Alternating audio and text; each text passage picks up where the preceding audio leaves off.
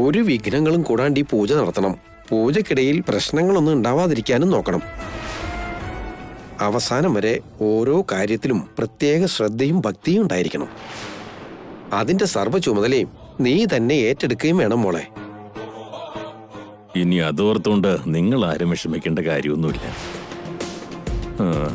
മേഘനെ ഒരു കാര്യം ഏറ്റെടുത്തു കഴിഞ്ഞാൽ അത് പൂർണ്ണമാക്കുന്നതുവരെ കണ്ണിൽ എണ്ണയൊഴിച്ച് അവൾ അതിന് കാവലിരിക്കും.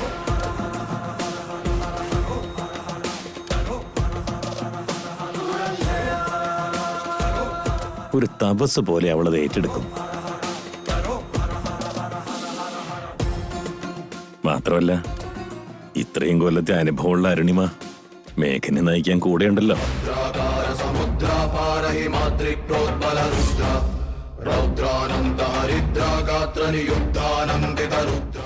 ഒപ്പം അമ്മ മഹാമായയുടെ അനുഗ്രഹാശിസുകളും മേഘനയ്ക്കുണ്ടാകും. ഇനി ഇതിനെക്കുറിച്ച് ചിന്തിച്ച് വിഷമിക്കണ്ട. അത് നല്ല കാര്യം തന്നെ. മോളെ മേഘനെ, ഇനി നിങ്ങൾ പൊയ്ക്കോളാ. ആയിക്കോട്ടെ തിരുമേനി.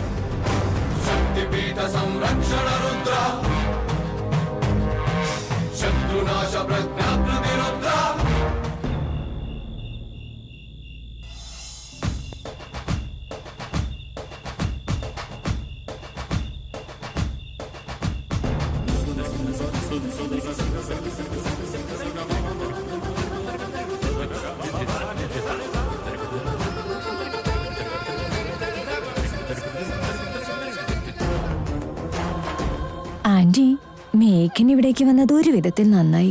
നമുക്ക് ഇവിടെ ഒരു അടുക്കളക്കാരി വേണമായിരുന്നല്ലോ. ഒപ്പം അടിച്ചെടുക്കാരി അലക്കാരി എല്ലാം ആയിക്കോളും.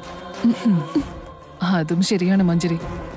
മേഘന പാചകം ചെയ്യുന്നതും വിളമ്പി കൊടുക്കുന്നതും എച്ചിലിലകൾ പെറുക്കുന്നതും കാണാനായി ഞാനും വളരെ ആകാംക്ഷയോടെ കാത്തിരിക്കുക. നമുക്കെന്തായാലും അതൊന്നും ചെയ്ത് ശീലമില്ലല്ലോ. പക്ഷെ അവക്ക് ഈ അടുക്കള പണിയൊക്കെ കൈ തെളിഞ്ഞ കലയാ.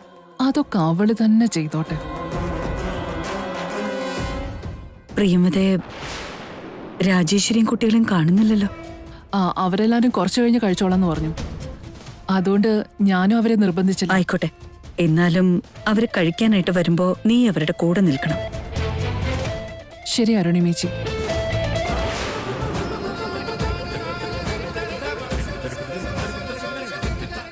മോളെ മേഘനെ, കുറച്ച് പരിപ്പ് ഒഴിക്കും മോളെ.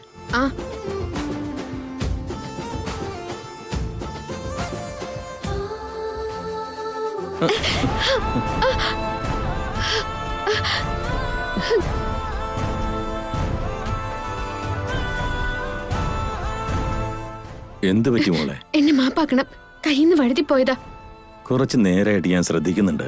നിന്റെ കൈക്ക് എന്താ പറ്റി? ഒന്നുമില്ലല്ലോ അപ്പൂപ്പ. എന്നാ ഇവിടെ ഞാനൊന്ന് കാണട്ടെ.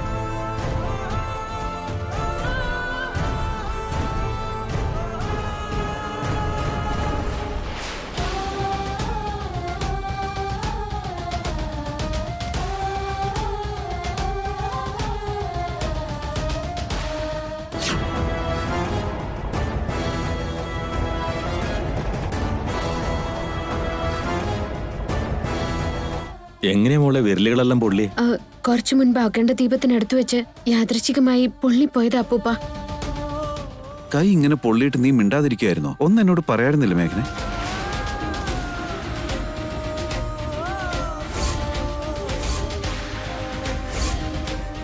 എന്നിട്ട് ആ പൊള്ളിയ കൈ കൊണ്ടാണ് നീ ജോലിയൊക്കെ ചെയ്തത്? ചെറിയ പൊള്ളലല്ലേന്ന് കരുതി ഞാനിങ്ങ് വിട്ടുകളഞ്ഞ്. ചെറുതോ വലുതോ ആവട്ടെ, അതിന് എത്രയും വേഗം ഒരു ട്രീറ്റ്മെന്റ് എടുക്കേണ്ടത് ആവശ്യമില്ലായിരുന്നോ? മിഥുൻ, നന്നായിരിക്കുന്നു. എനിക്ക് ഏറെ ഇഷ്ടപ്പെട്ടു. ഭാര്യയുടെ കൈ പൊള്ളിയത് പറഞ്ഞിട്ടില്ല, കുമിള വച്ചത് പറഞ്ഞിട്ടില്ല. എന്നിട്ട് ഇപ്പൊ ഇരുന്ന് ഉപദേശിക്കാൻ നോക്കുന്നു. അത് പിന്നെ അപ്പൂപ്പ, അങ്ങനെയൊന്നുമില്ല അപ്പൂപ്പ. മിഥുനേട്ടനോട് ഞാൻ മനഃപൂർവ്വം പറയാതിരുന്നതാ. അതെന്തിനാ മേഘനെ? ഭർത്താവിനോട് പറയാതിരുന്നത് എന്താ? അവൻ നിന്റെ കാര്യങ്ങളൊന്നും ശ്രദ്ധിക്കുന്നില്ലേ?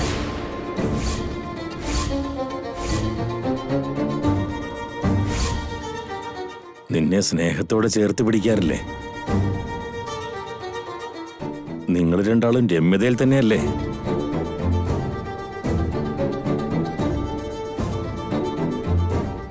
ഇപ്പൊ മേഘന എങ്ങാനും അപ്പൂപ്പനോട് സത്യം പറഞ്ഞു വലിയേട്ടനും അപ്പൂപ്പനും തമ്മിൽ ചിലപ്പോ ഇവിടെ ഒരു യുദ്ധം തന്നെ ഉണ്ടാവും.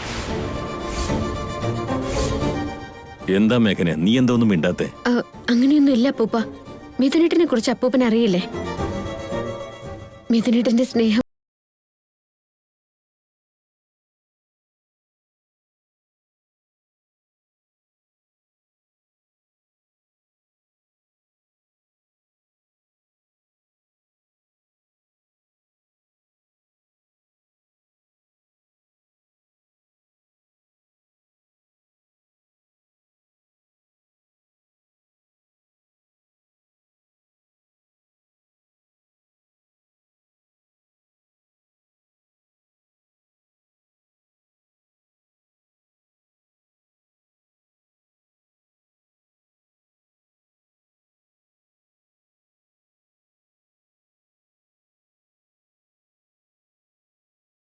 മിഥുനേട്ടൻ എന്റെ കൂടെ ഉണ്ടായാൽ മാത്രം മതി. ഈ ലോകത്ത് മറ്റൊന്നും വേണ്ടെന്ന് വരെ തോന്നിപ്പോവും. മിഥുനേട്ടൻ എന്റെ കൈപ്പിടിച്ച് നടന്നാൽ മാത്രം മതി. ഈ ലോകം കീഴടക്കാനുള്ള ധൈര്യം എനിക്ക് കിട്ടും.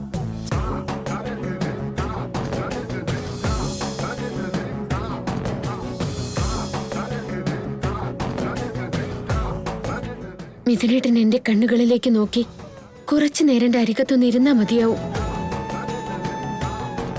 അന്നേ ദിവസം ദൈവം എനിക്ക് തന്ന മഹാഭാഗ്യമായിട്ട് എനിക്ക് തോന്നും.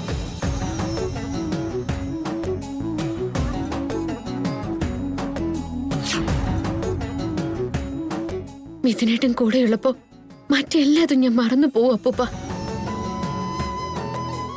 അങ്ങനെയുള്ളപ്പോ ആ സ്നേഹത്തിൽ എവിടെയാണ് അപ്പൂപ്പ ഒരു കുറവ്?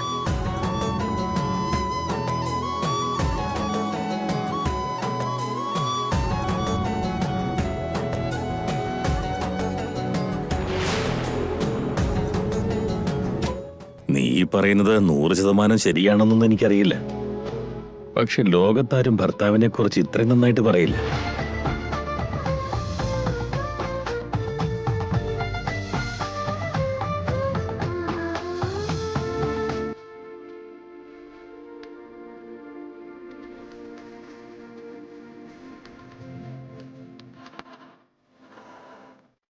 ഇത്രയും കാര്യങ്ങൾ പറഞ്ഞിട്ട് നിന്റെ കയ്യിലെ പൊള്ളലിനെ കുറിച്ച് എന്തുകൊണ്ട് അവനോട് പറഞ്ഞില്ല?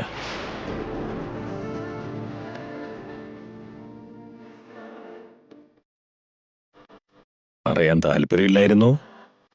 അതോ ഇനി പറഞ്ഞാൽ അവൻ ശ്രദ്ധിക്കില്ല? അയ്യോ, അങ്ങനെയൊന്നും ഇല്ല അപ്പൂപ്പ. എനിക്ക് എന്തെങ്കിലും പറ്റിയ ഏട്ടനത് സഹിക്കാനാവില്ല. ഈ പൊള്ളലേട്ടനെ കാണിച്ച ആ മനസ്സ് വെറുതെ വേദനിപ്പിക്കേണ്ടെന്ന് കരുതിയ ഞാൻ പറയാതിരുന്നത്.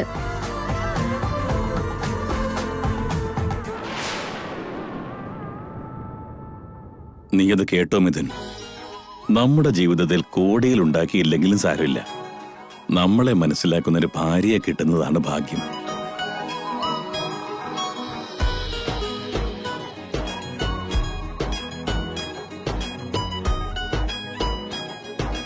നമ്മൾ വിഷമിക്കുന്നു കരുതി സ്വന്തം വിഷമങ്ങളെ മനസ്സിലൊതുക്കുന്ന ഇത്തരൊരു വ്യക്തിയെ ആർക്ക് കിട്ടൂടാ? സത്യത്തിൽ നീ വലിയ ഭാഗ്യവാനാ മിഥുൻ. അതുകൊണ്ടാണ് നിനക്ക് ഇങ്ങനെ ഒരാളെ കിട്ടിയത്.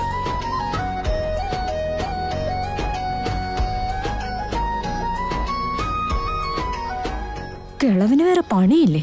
ഗീതോപദേശം പോലെ ഭാര്യ പാരായണം നടത്തി മിഥുന്റെ മനസ്സ് മാറ്റൂലേ ഈ കിളവൻ. എന്തൊരു കഷ്ടാണ് നോക്കണേ. മേഘനയുടെ സ്വഭാവം ഇങ്ങനെ സാറേ. എല്ലാവരുടെയും നന്മ അവൾ ആഗ്രഹിക്കുന്നേ. മറ്റുള്ളവരുടെ നല്ലതിനു വേണ്ടി സ്വന്തം സന്തോഷം വരെ വേണ്ടെന്ന് വെക്കും. ശരിയാ, മേഘനയെ കാണുമ്പോഴൊക്കെ എന്റെ മനസ്സിൽ എന്തെന്നില്ലാത്തൊരു കുളിർമയാ. അതവളുടെ പോസിറ്റിവിറ്റിയാ.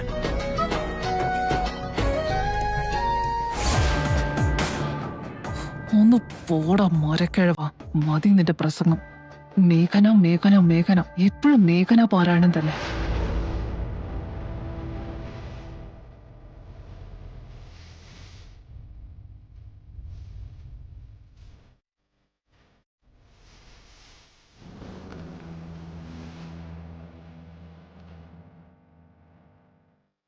മിഥുന്റെയും മേഘനയുടെയും ഡിവോഴ്സിനെ കുറിച്ച് അച്ഛൻ അറിയാതിരിക്കുന്നതാ നല്ലത്.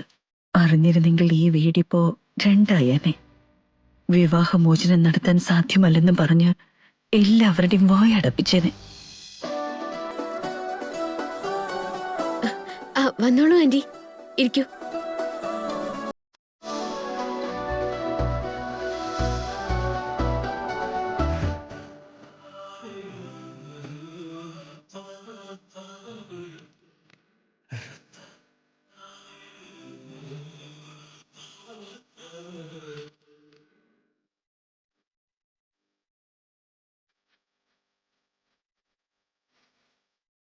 ചരു, നീ കൂടെ ഇരിക്കേ.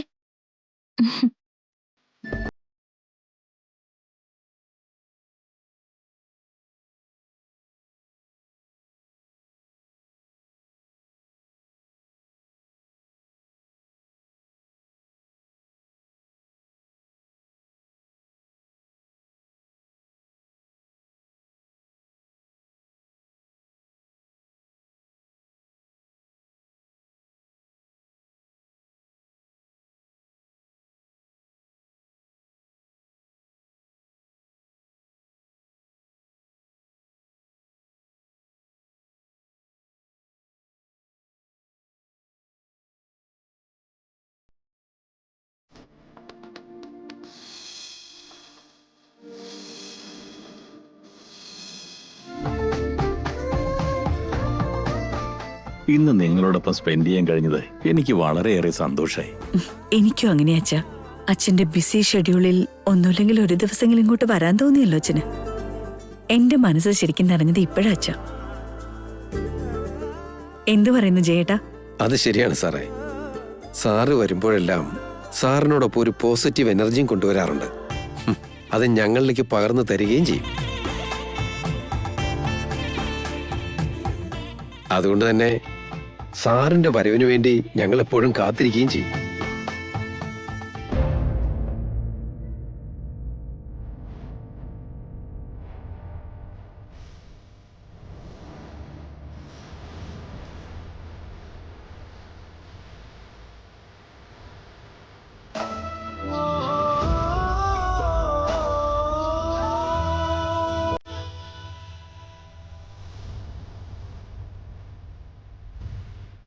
മിഥുൻ, എന്താടാ ഇത്? നിന്റെ ഭാര്യയുടെ കൈ പൊള്ളിയിട്ട് കഴിക്കാൻ പോലും പറ്റാതെ ബുദ്ധിമുട്ടുക, എന്നിട്ട് നീ നോക്കി നിൽക്കുകയല്ലേ?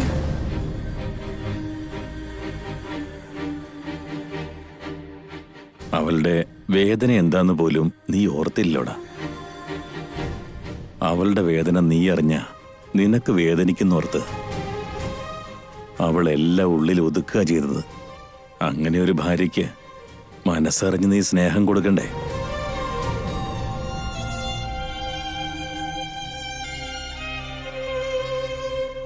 അവളെ നീ കരുതലോടെ നോക്കണ്ടേ? ഭാര്യ ഭർത്തക്കന്മാരെന്നാൽ കണ്ണില്ലാത്തപ്പോ കണ്ണായും കാല് വയ്യാത്തപ്പോ കാലായും ഒരാളിൽ മറ്റൊരാൾ അർത്ഥഭാഗമായി ജീവിക്കണം. ഇതിൽ കൂടുതൽ ഈ കിഴവനൊന്നും പറയാനില്ല. ചെല്ല്, അവളുടെ വലത് കൈയിലെ പൊള്ളല് നീ അവക്ക് ഭക്ഷണം വാരി കൊടുക്ക്.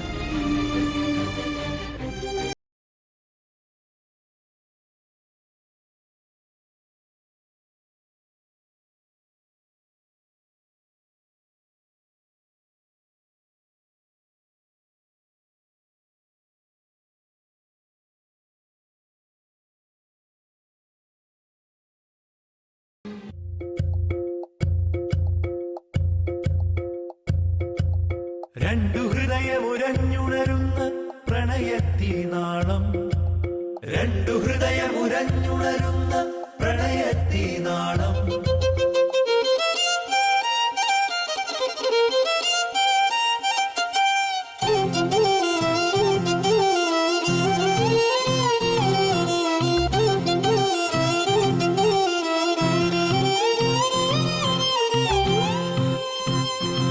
ഇവളാരോ ഇവളാരോ ആരോ ആരോ ഇവളാ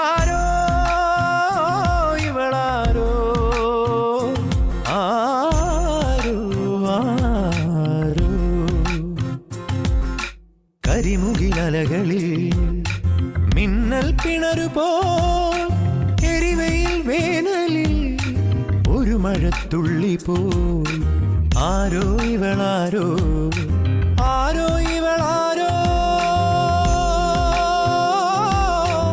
ആരോ ഇവളാരോ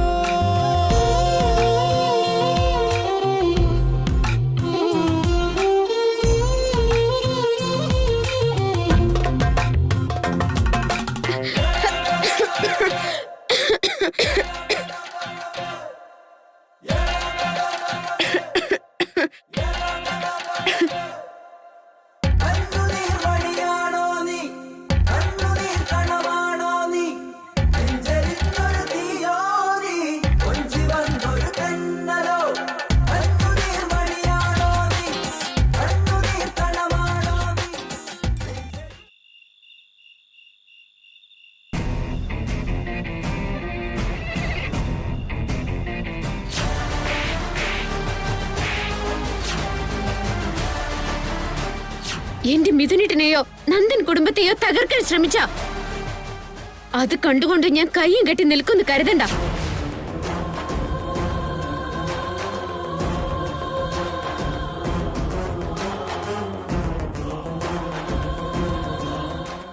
മഞ്ജരി, നീ ഇവിടെ നിൽക്കായിരുന്നോ? നിന്നെ ഞാൻ എവിടെയൊക്കെ തപ്പി നടന്നു. എന്തുപറ്റി മഞ്ജരി? ഉണങ്ങിയ വെള്ളയ്ക്ക പോലെയല്ലോ ഫേസ്. എന്താ നീ ഇങ്ങനെ വല്ലാണ്ടിരിക്കണേ? കുറച്ചു ദിവസം മേഘന എന്ന പേര് കേൾക്കാതെ അവളുടെ ചിന്തകൾ പോലും ഇല്ലാണ്ട് സന്തോഷമായി കഴിയാന്ന് കരുതി വന്നതാ. പക്ഷെ അപ്പോഴേക്കും ഒരു ദുസ്വപ്നം പോലെ അവൾ ഇങ്ങോട്ട് കയറി വന്നു. ഓരോ ചുവടിലും അവൾ എന്നെ വലിച്ച് താഴെ ഇട്ടോണ്ടിരിക്കുക. എന്നിട്ട് ഒടുവിൽ ഇന്ന് ആ മേഘന എന്റെ കരണക്കുറ്റി അടിച്ചു പൊളിച്ചു. നീ എന്തൊക്കെയാ പറയുന്ന മഞ്ജരി? അവളെന്തിനാ നിന്റെ കരണത്തടിച്ചത്? അടിച്ചു ആന്റി. എങ്ങനെയൊക്കെ ദ്രോഹിച്ചിട്ടും അവളുടെ ശക്തിക്ക് ഒരു കുറവുമില്ല. ഒരു വശത്ത് മേഘനയെ തല്ലിയത് ഓർമ്മ വരുമ്പോ മറുവശത്ത് മിഥുൻ മേഘനയെ സ്നേഹിക്കുന്നത് എനിക്ക് സഹിക്കാൻ പറ്റുന്നില്ല. അതിനിടയ്ക്ക് ആ കിഴവൻ കയറി വന്ന് സാക്ഷാൽ ശ്രീകൃഷ്ണനെ പോലെ മിഥുന് ഗീതോപദേശം കൊടുക്കുന്നത്. ഇവിടെ ഇപ്പൊ നടക്കുന്നത് ഒന്നും എനിക്ക് അനുകൂലമല്ല. മഞ്ജരി പ്ലീസ്, പരിസരബോധമില്ലാതെ സംസാരിക്കരുത്. ആരെങ്കിലും കേട്ട എല്ലാം അതോടെ തകിടം മറിയും. നിന്റെ ഇവിടുത്തെ ജീവിതം അതോടുകൂടി അവസാനിക്കും. ആന്റി പറയുന്നത് എനിക്ക് മനസ്സിലാവുന്നില്ല. എന്നാ പറഞ്ഞു തരാം. നീ ഇവിടെ കിടന്ന് ബഹളം വെച്ച അരുണിമേച്ചിയുടെ അച്ഛൻ എല്ലാ കാര്യങ്ങളും മനസ്സിലാക്കും. അയാളും മേഘനയുടെയും മിഥുന്റെയും ഡിവോഴ്സിന്റെ കാര്യം അറിഞ്ഞ ഒരു അഗ്നിപർവ്വതം പോലെ പൊട്ടിത്തെറിക്കും. പോരാഞ്ഞിട്ട് ഈ ഡിവോഴ്സ് നടക്കാൻ പാടില്ല എന്ന് പറഞ്ഞ് എല്ലാവരെയും അയാൾ കെട്ടിയിടും. പിന്നെ ഈ ജന്മത്ത് മേഘനയും മിഥുനെയും വേർപെടുത്താനാവില്ല. ആ പന്ന കിളവന്റെ വാക്കുകൾക്ക് ഈ വീട്ടിൽ അത്രയേറെ പവറുണ്ട്. അയാള് വരയ്ക്കുന്ന വര കുടുംബത്തിൽ ഒരാള് പോലും കടക്കാൻ ധൈര്യം കാണിക്കില്ല. പറയുന്ന കേക്ക്, 2-3 ദിവസത്തേക്ക് നിന്റെ ദേഷ്യവും സങ്കടമൊക്കെ നടക്കി വെക്കും. മേഘനയ്ക്ക് 20 കൊടുക്കാൻ ഒരു അവസരം നമുക്ക് കിട്ടാതിരിക്കില്ല. അങ്ങനെ അല്ല ആന്റി. നീ ശബ്ദിക്കരുത്. എല്ലാവരെയും വരച്ച വരയും നിർത്തിക്കുന്ന അരുണിമേച്ചി പോലും ആ കിളവന്റെ മുന്നിൽ എതിർത്തൊരു വാക്കുപോലും പറയില്ലെന്നറിയാലോ. അയാളുടെ വാക്ക് ഈ വംശത്തിലെ തന്നെ അവസാന വാക്കാ. അതുകൊണ്ടാ അയാളുടെ മുമ്പിൽ അരുണിമേച്ചി പോലും വാ തുറക്കാത്തത്. നീ ശ്രദ്ധിച്ചു കാണുമല്ലോ. ആവേശം കാണിക്കാണ്ട് ബുദ്ധിയോടെ പ്രവർത്തിക്കാൻ ശ്രമിക്കും.